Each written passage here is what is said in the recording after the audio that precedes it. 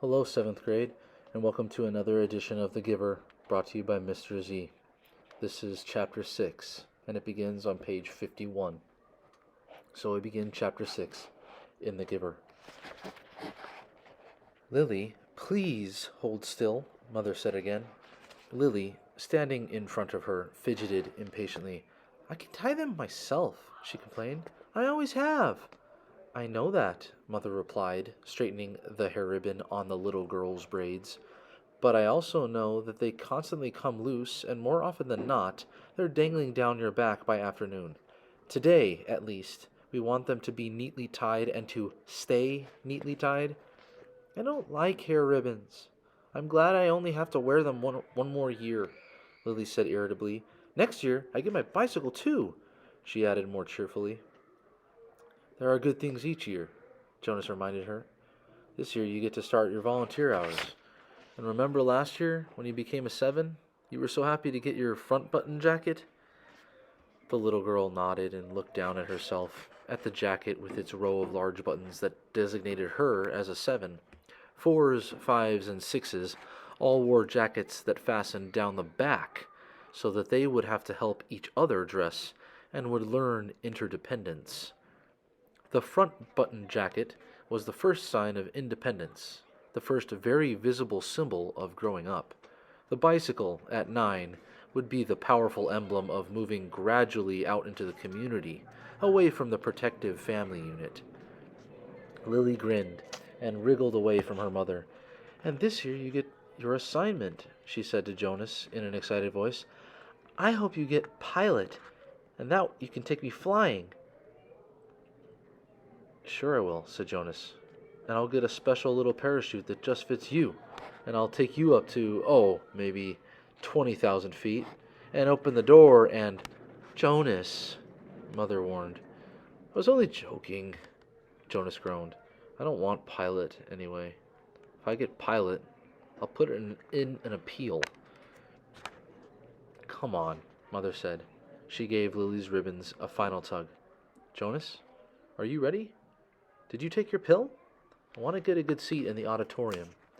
She prodded Lily to the front door, and Jonas followed. It was a short ride to the auditorium, Lily waving to her friends from her seat on the back of Mother's bicycle. Jonas stowed his bicycle beside Mother's and made his way through the throng to find his group. The entire community attended the ceremony each year.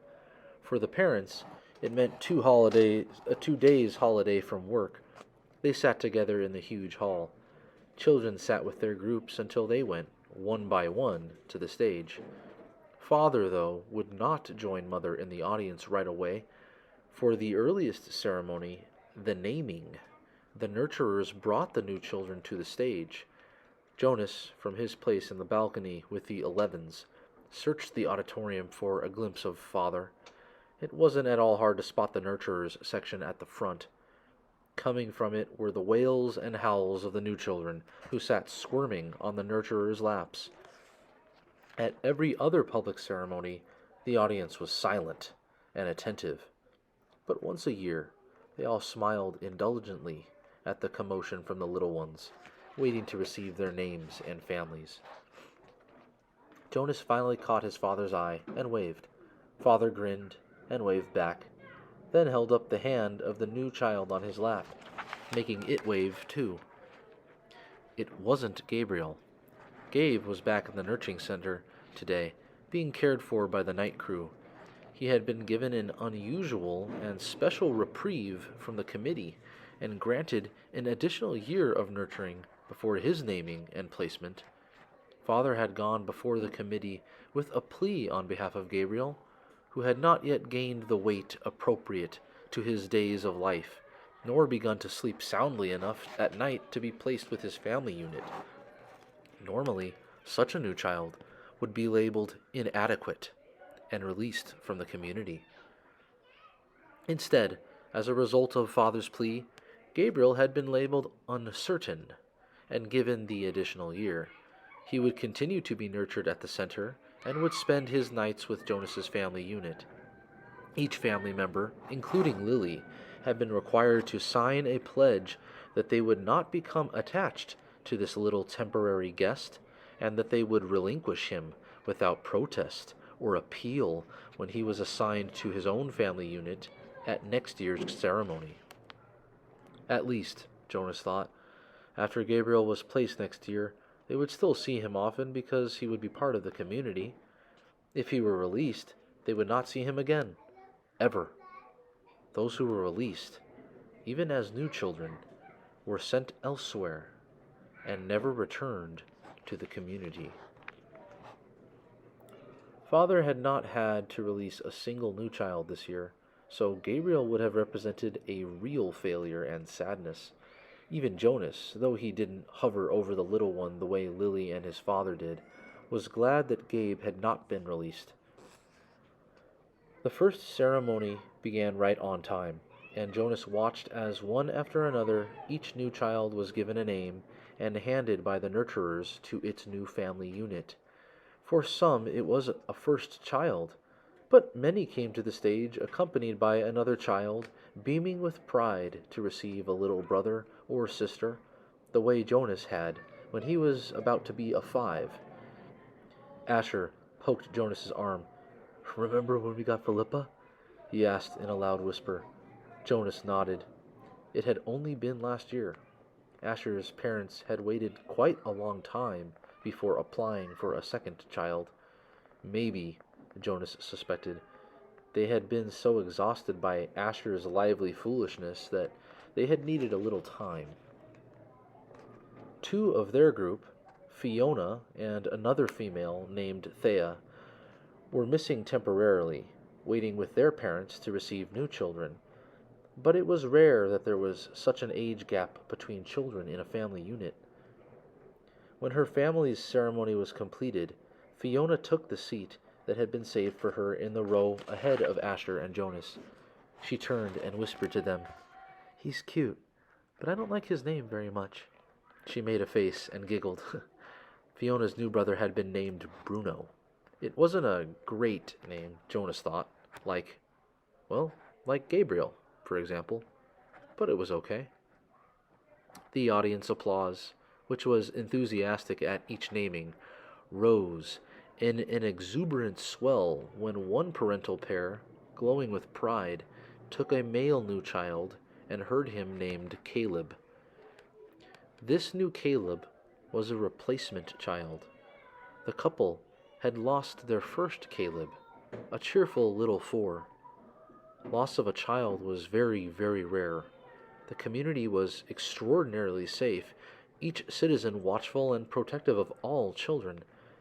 But somehow, the first little Caleb had wandered away unnoticed and had fallen into the river. The entire community had performed the ceremony of loss together, murmuring the name Caleb throughout an entire day, less and less frequently, softer in volume as the long and somber day went on, so that the little 4 seemed to fade away gradually from everyone's consciousness. Now, at this special naming, the community performed the brief murmur of replacement ceremony, repeating the name of the first time since the loss, softly and slowly at first, then faster and with greater volume as the couple stood on the stage with the new child sleeping in the mother's arms. It was as if the first Caleb were returning.